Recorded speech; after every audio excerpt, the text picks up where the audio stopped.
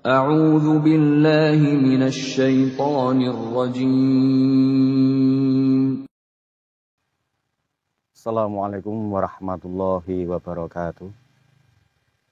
Alhamdulillahilladzi ba'atsa fil ummiyina rasulam minhum yatlu alaihim ayatihi wa yuzakkihim wa yu'allimuhumul kitaba wal hikmah wa in kanu min qablu lafi dhalalim mubin. Alhamdulillahirabbil alamin.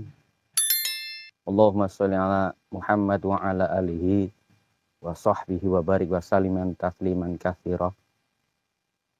Alhamdulillah, pertama-tama kita syukur pada Allah Subhanahu wa taala yang telah mana banyak memberi nikmat hingga kita di dunia ini menjalankan semua perintahnya Allah dan menjauhi segala larangan-larangan Allah.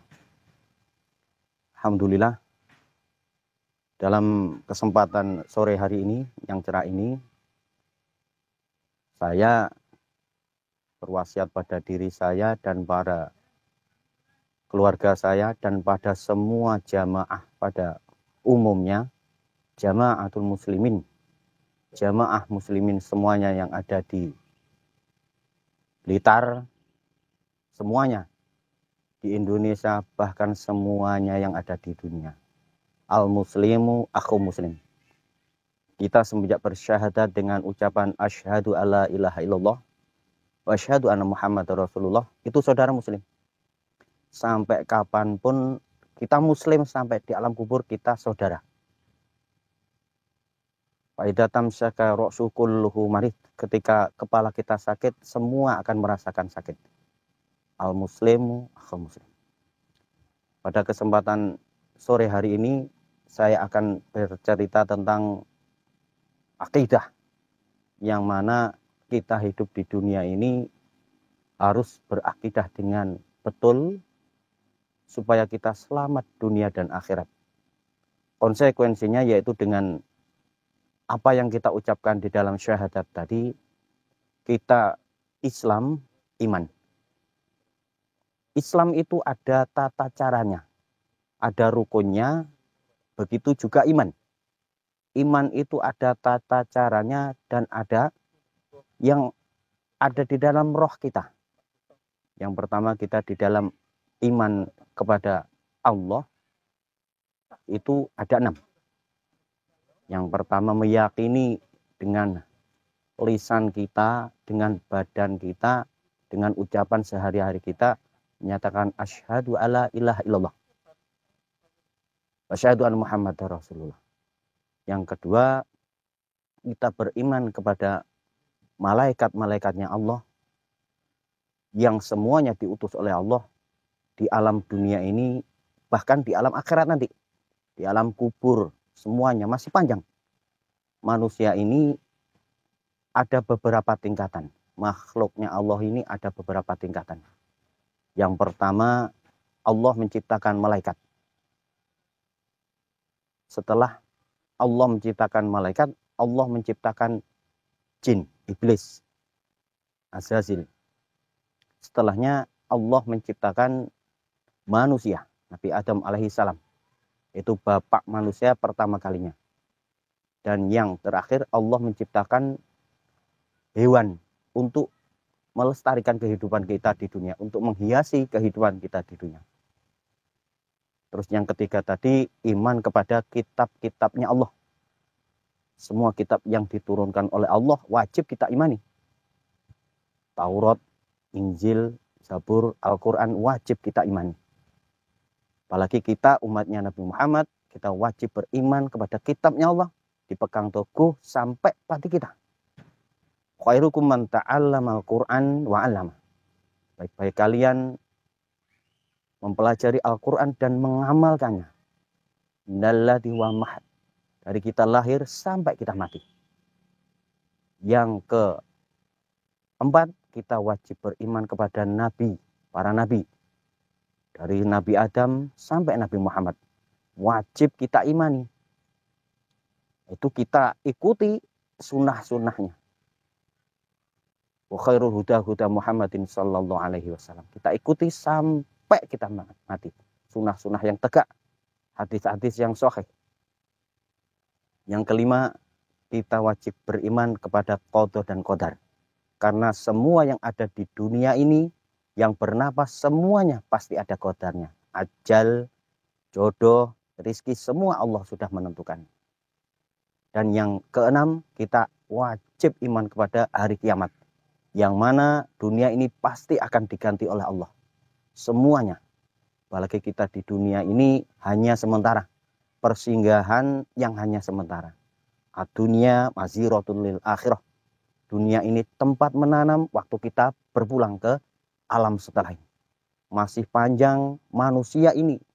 Perjalanan manusia ini masih panjang. Waladarul akhiratu khairu wa abqa. Di dunia ini ada yang berumur sampai 60 tahun, ada yang sampai 40, ada yang sampai 100. Mungkin nggak ada yang tahu manusia ketika ajal menjemput. Makanya kita wajib beriman kepada hari kiamat. Dan yang kedua, kita wajib iman kepada rukun Islam. Syarat-syarat Islam harus kita imani. Yang pertama, kita bersyahadat asyhadu alla ilaha illallah Muhammadur Rasulullah. Dengan lisan kita, dengan praktek pengamalan kita sehari-hari. Yang kedua, sholat, melaksanakan perintahnya Allah. Yang wajib ada 5, yang sunnah wairu ma'akad, banyak lagi. Yang ketiga, wajib kita zakat. Yang sudah nisab, yang sudah haul, perputaran dalam setahun, wajib kita zakati. Baik mal ataupun tijarah, semuanya wajib kita zakati, sakpol kemampuan kita. Yang keempat, wajib kita puasa di bulan Ramadan. Wajib kita berpuasa di dalam 20, ada yang 29, ada yang 30 hari. Kita laksanakan sakpol kemampuan kita. Yang kelima, haji. Manis tato ilaihi sabil. Barang siapa yang mampu, jalannya, hartanya, wajib kita melaksanakan perintahnya Allah. Sakpol kemampuan kita. Alhamdulillah, saudara-saudara semuslim di Blitar terutama, semuanya yang ada di Indonesia, baik di dalam atau luar negeri, semuanya adalah saudara saya. Semuanya adalah saudara saya, al-muslim, akhul muslim. Saya berwasiat bahwa di dalam kita hidup di dunia ini harus berpegang teguh pada sunnah. Pada konsekuensinya, dan ini saya mengajak pada semuanya yang ada di sini, di tempat mana berada, saling mengingatkan. Fadzakir fa inna dzikra tanfa'ul mu'min. Ada Islam jamaah terutama. Marilah saudara saya yang ada di Islam jamaah. Marilah buka pikiran kalian. Marilah kita introspeksi diri. Apakah yang kita amalkan sesuai dengan apa yang diperintahkan Allah Rasul kita? Apakah kita sudah melaksanakan semua perintah Allah dan sunnah-sunnah yang diajarkan oleh Rasulullah? Coba toleransi pada diri kita. Introspeksi pada diri kita. Karena banyak sekali kejanggalan-kejanggalan yang ada di dalam Islam jamaah. Terutama di dalam bab akidah. Karena akidah Islam jamaah itu akidah khawarij. Yang mana mengkafirkan sesama muslim. Ini yang paling ditakuti oleh Nabi Muhammad SAW. Waktu dulu ada seseorang Al-Dukhwaisirah namanya. Beliau tidak terima dengan pembagian harta fai' yang mana Nabi membaginya. I'dilu Muhammad. Siapa yang tidak adil kecuali Nabi Muhammad? Tidak ada lagi di dunia waktu itu. Setelah itu kurun sampai sahabat Sayyidina Umar. Itu dibunuh oleh Abu Lu'lu'ah waktu sholat subuh. Dan Umar bin Affan juga dibunuh oleh kaum Khawarij, terutama Ali.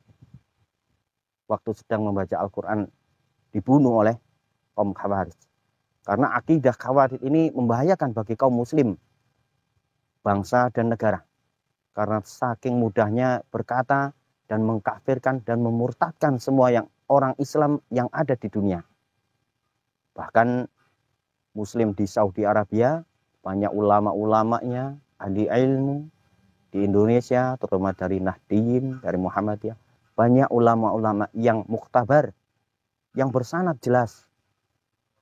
Mereka dikafirkan, mereka dimurtadkan dalam ormas Islam Jamaah. Alhamdulillah, saya di sini hanya berwasiat, marilah kita jaga ukhuwah, marilah kita jaga agar akidah kita tetap akidah pada meyakini Allah sebagai Tuhan kita dan Nabi Muhammad sebagai Nabi kita. Jangan sampai kita berfirqah, bergolongan, karena itu menjadikan kita menjadi berpecah belah. Islam Jamaah menganggap bahwa yang tidak beat dengan amirnya itu kafir. Na'udzubillahi min dzalik. Itu akidah, bukan akidah orang Islam, bukan akidah orang iman. Karena itu sangat membahayakan bagi orang Muslim yang lain. Orang Islam Jamaah ini sangat kental sekali. Dia mempunyai jargon 354. Yang mana itu 3 itu taat Allah, Rasul, imam. Yang imam ini yang bagaimana? Dan konsekuensinya imam ini yang bagaimana? Imam, amir, sultan. Dalam pengesahan itu enggak ada. Cuma 3 orang dibaiat, 3 orang ya disahkan itu aja. Bagaimana merujuk pada hadis-hadis Nabi, imam yang muktabar, yang mempunyai bala tentara, yang mempunyai aturan-aturan di dalam badan hukum untuk kemaslahat di dunia. Tapi kalau imamnya Islam Jamaah, itu imam golongan.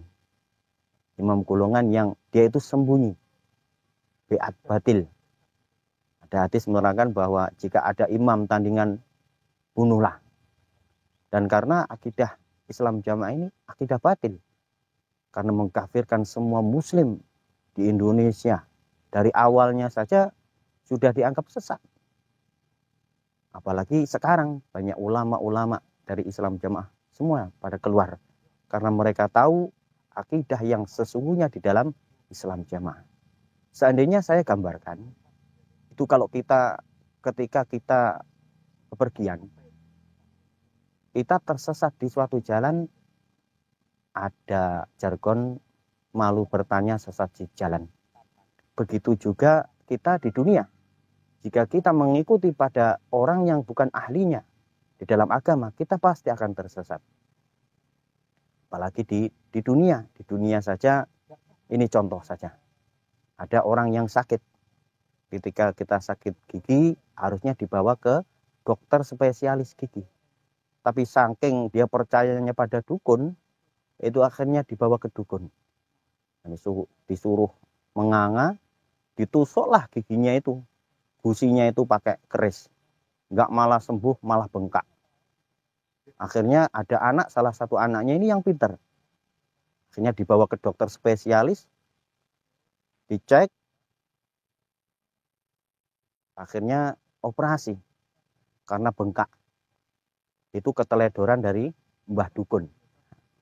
Begitu juga di dalam agama. Kita kalau hidup di dunia, di dalam akidah sudah salah. Di dalam mengerjakan amaliyah, ibadah kita sudah salah. Faliyat, yakin insya Allah di alam kubur pun juga salah. Karena yang diikuti bukan benar, bukan ulama-ulama. Apalagi di dalam Islam Jamaah ini dilarang belajar di luar golongannya. Dilarang mendengarkan ceramah selain golongannya.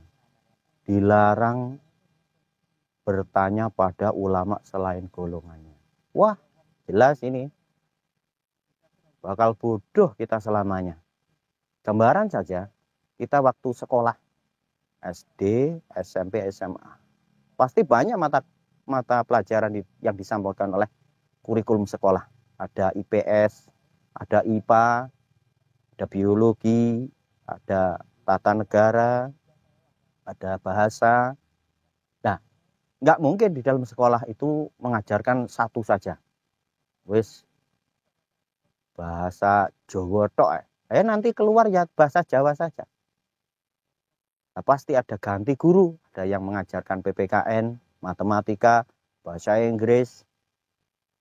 Insya Allah nanti kita keluar dari sekolah itu pasti pintar. Paling tidak mengerti pada apa yang telah disampaikan oleh guru. Apalagi kita hidup di dunia. Kita harus banyak belajar dari alim ulama yang muktabar.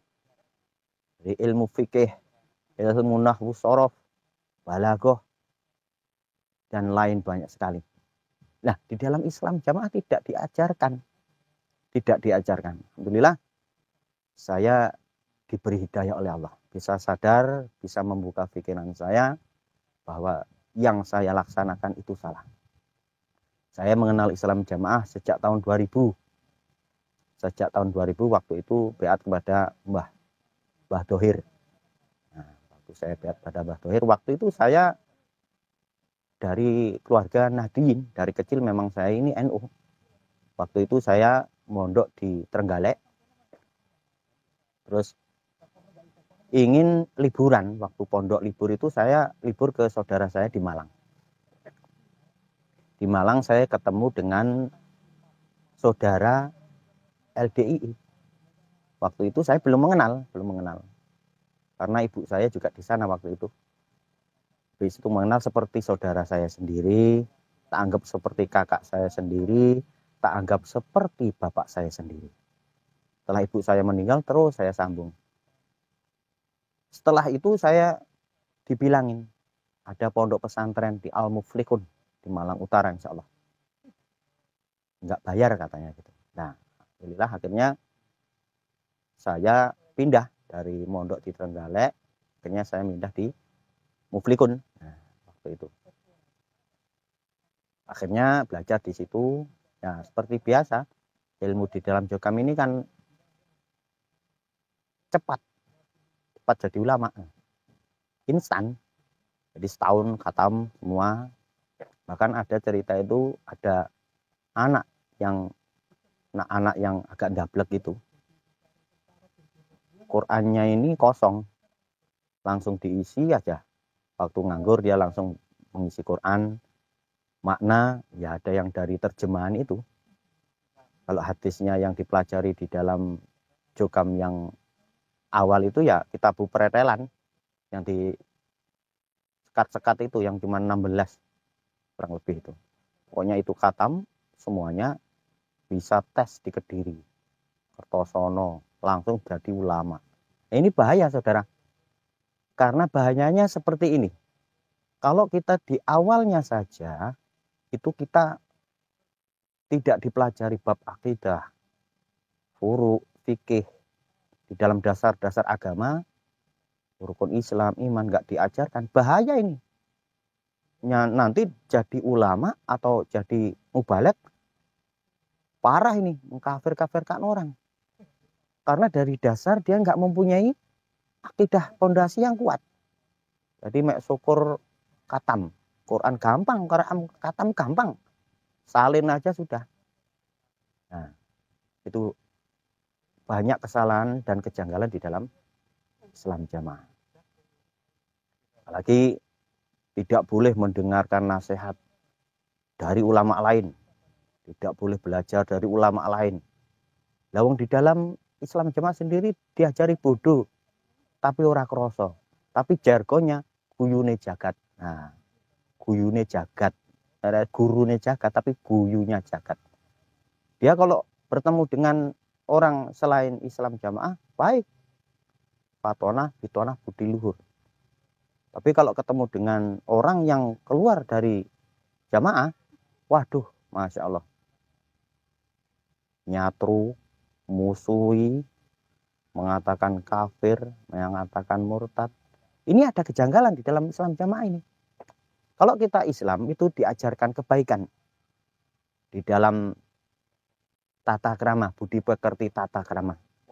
Dengan orang tua bagaimana, dengan sesama muslim bagaimana, dengan tetangga bagaimana, dengan sesama Islam itu bagaimana. Kalau di dalam Islam jamaah tidak diajarkan. Bahkan yang sudah hijrah, yang sudah keluar, yang sudah tahu kesesatannya dimusuhi. Yang sudah bahagia rumah tangga diceraikan, anak tidak diakui bapak, bapak tidak diakui anak, tidak boleh warisnya diputus begitu saja, disatru, difitnah macam-macam. Naudzubillah min dzalik. Ini bukan akidah Islam yang sebenarnya. Islam itu ihsan, iman di dalam hati kita, jasad kita. Begitu kita baik, ya harus baik. Jangan sampai ketoke api, jerone elek. Karena hati-hati. Di alam kubur, jasad kita jadi tanah. Tapi yang kekal ini roh kita. Nah, roh ini akan membawa jasad kita kemana?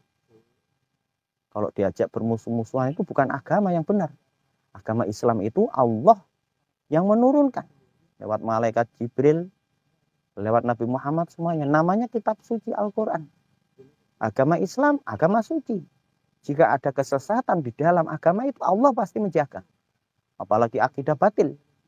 Akidah yang saling mengkafirkan, memurtadkan, laknat. Masya Allah. Naudzubillah.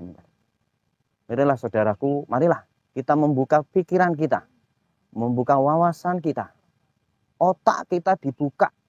Otak kita dibuat belajar untuk agama. Dari mana saja. Dari ulama-ulama mana saja kita tampil. Ya, di Islam Jamaah tidak diajari. Mazhab banyak, ada 4. Kalau kita ngomongin isnad, itu ulama awal dari pendiri NU dan Muhammadiyah itu awal malah mempunyai isnad yang jelas.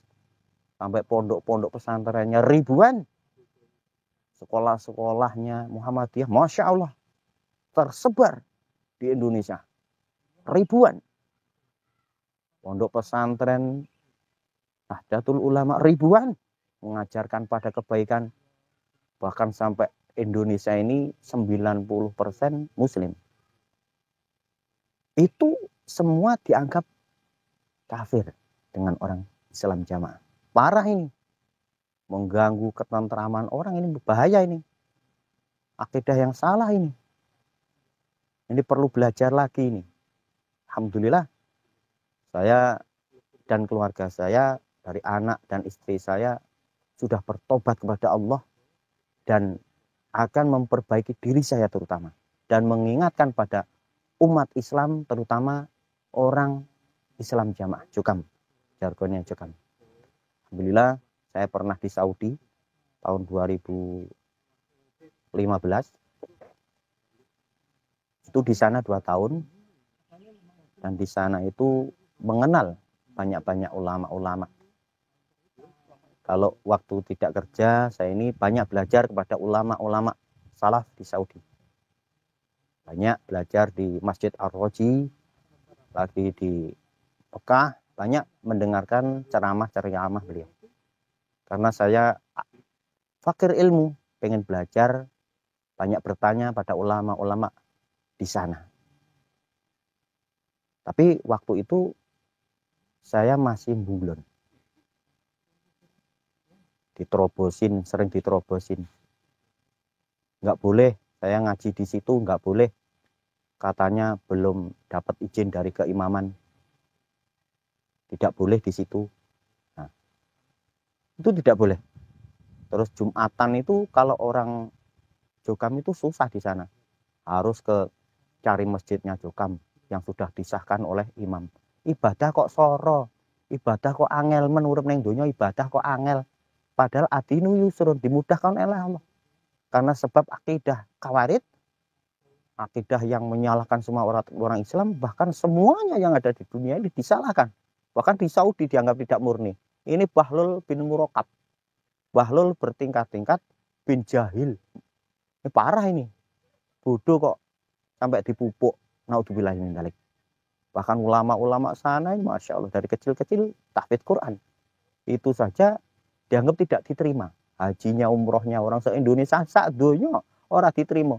Iki perlu disuntik karbit kepalanya ini biar meledak, jadi biar sadar. Para sedulur, saya hanya mengingatkan, mumpung kita masih hidup di dunia. Tobatlah, hei Islam Jamaah, tobatlah. Semuanya yang ada di dalam dari akidah Khawarij, bahaya, bisa menjerumuskan kita tidak selamat dunia dan akhirat. Semuanya muslim di dunia itu saudara. Dia mengucapkan asyhadu alla ilaha illallah wa asyhadu anna rasulullah. Itu saudara kita, dunia dan akhirat. Jika kita meninggal, merekalah yang menguburkan. Jika mereka yang meninggal, kita juga ikut. Jangan sampai kalau Islam Jamaah tidak. Kalau yang meninggal itu orang Islam Jamaah gemerutuk kelompok EDW. Tapi kalau ada orang yang di luar itu nggak mau layak. Apalagi yang mantan keluar, wah dilaknat, didongak nih. Apalagi yang sakit dari yang keluar dari Islam Jamaah itu, didongak nih elek, didongak nih naudzubillahi min dzalik. Bukan akidah Islam itu. Kalau kita yang sudah keluar, itu kalau ada orang jamaah Islam Jamaah yang sakit, kita doakan cepat sembuh. Ya, semoga dari nasihat saya ini ada yang kurang pas, ya saya minta maaf yang sebesar-besarnya, terutama pada Islam Jamaah elingopati nang tobat neng gini Gusti Allah, bukan kepada manusia. Terus setor uang, naudzubillahi min dzalik, seperti Nasrani. Ingatlah, sadarlah, saudaraku, kembalilah ke jalan yang benar, kembalilah ke jalan sunnah-sunnah yang tegak. Ittabi'u ma unzila ilaikum rabbikum wala takunanna minal khawasirin. Siap, tidak ada salah kekurangan dalam saya berucap dari awal hingga akhir yang mengenai pada saudara-saudara Islam semuanya. Saya minta maaf yang sebesar-besarnya. Wabillahi taufiq wal hidayah waridho wal inayah wallahu muwaffiq ila aqwamit thoriq. Subhanakallahumma wa bihamdika asyhadu alla ilaha illa anta astaghfiruka wa atubu ilaik. Assalamualaikum warahmatullahi wabarakatuh. وكن راضيا لا تسخطن لشدة كما